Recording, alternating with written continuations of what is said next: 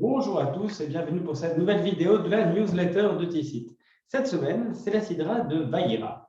Dans la Sidra de Vayera, on découvre beaucoup de thèmes différents, notamment le thème de la destruction de Sodome et Gomorrhe, celui de la découverte de Sarah Imenu en tant que matriarche qui dépasse même le niveau d'Abraham, parce que Dieu lui dit « Tout ce que te dira Sarah, écoute-la ». Et les commentateurs vont globalement dire oui, c'est bien la preuve ici que Sarah, la matriarche, est à un niveau spirituel, un roi Hakodesh, c'est-à-dire une inspiration divine qui est plus importante encore, c'est une plus grande prophétesse qu'Abraham. Pourquoi? Parce qu'il est écrit tout ce que te dira Sarah, tu écouteras sa voix, et la voix, c'est ce qui est porteur, c'est ce qui est véhicule de la spiritualité. En effet, lorsqu'on veut mesurer la profondeur de l'esprit de quelqu'un, ce n'est pas en le regardant qu'on peut le mesurer, c'est en lui parlant et en analysant la manière dont il s'exprime. Eh bien, effectivement, pour ce qui est de Sarah, c'est la même chose. Shema Bekola, écoute sa voix, c'est ce qui va porter sa spiritualité. Mais il y a un commentaire qui se démarque et qui est intéressant, qui est celui du Emek Adavar, qui dit la chose suivante.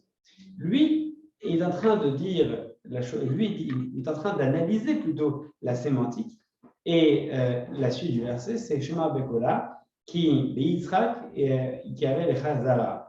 Écoute sa voix parce que c'est par le biais de Yitzhak, son fils, Isaac, son fils, que tu pourras avoir une descendance.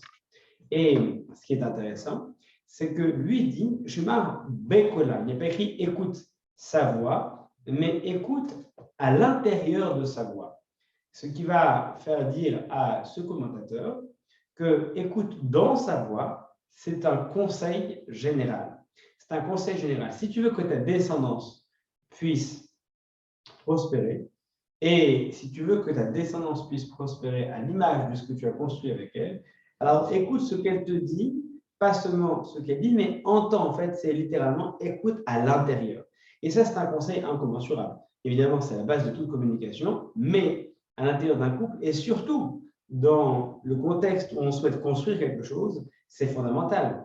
En fait, ça veut dire simplement prête attention à l'intérieur de ces mots. C'est quasiment une forme de psychanalyse, sauf que appliqué au couple, c'est fondamental. Ça veut simplement dire que lorsqu'une personne s'adresse à toi, et en particulier ton conjoint, tu dois non seulement écouter ce qu'elle dit, mais entendre ce qu'elle dit. Je m'appelle Cola.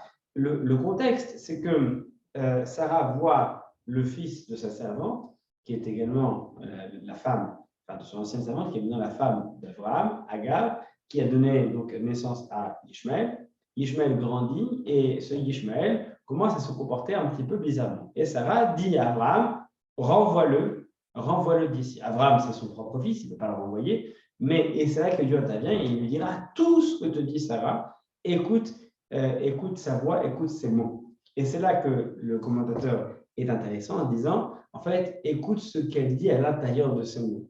Sarah est en train d'exprimer une crainte qui est que son propre fils Yitzhak, qu'elle a mis si longtemps à avoir, risque de se faire influencer. C'est non pas qu'elle en veut à son fils, à sa servante ou même à son mari, elle veut simplement que celui-ci puisse bénéficier d'une éducation sans que celle-ci ne soit polluée par l'influence de Ishmaël.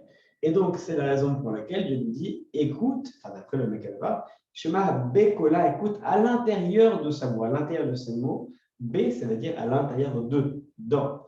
Et donc, écoute ce qu'elle dit ou ce qu'elle ne dit pas à travers ses mots, parce que c'est comme ça que tu pourras avoir une descendance d'Israël. En fait, de manière plus générale, ça veut dire simplement ça. Ça veut dire que si on veut qu'une famille soit suffisamment équilibrée et qu'un enseignement puisse arriver à terme, puisse maturer, que quelque chose puisse naître d'une éducation, il faut prêter attention au ressenti, non pas seulement à ce que les gens disent, mais à ce que les gens disent à l'intérieur des mots. Et c'est ainsi, de dire à Hachem, à Abraham, c'est ainsi que Ikael Chazara, que tu pourras avoir une descendance, quelque chose qui te survivra. Si par contre tu ne fais que prêter superficiellement attention à ce que te dira ton épouse, il n'y a aucune chance que quoi que ce soit ne puisse survivre à ce couple, à cette famille, parce que c'est en prêtant attention aux intentions, aux émotions de ceux qui nous entourent, qu'on pourra arriver à transmettre quelque chose de profond, qu'on peut arriver à une symbiose qui puisse nous permettre de construire et de transmettre. Sans cela, eh bien, ça reste léger, ça reste superficiel et ça ne peut pas infuser à l'intérieur de celui qui grandit au sein de ce foyer. Un message clair qui nous vient tout droit de la paracha de cette semaine. À la semaine prochaine pour notre prochaine vidéo de la newsletter.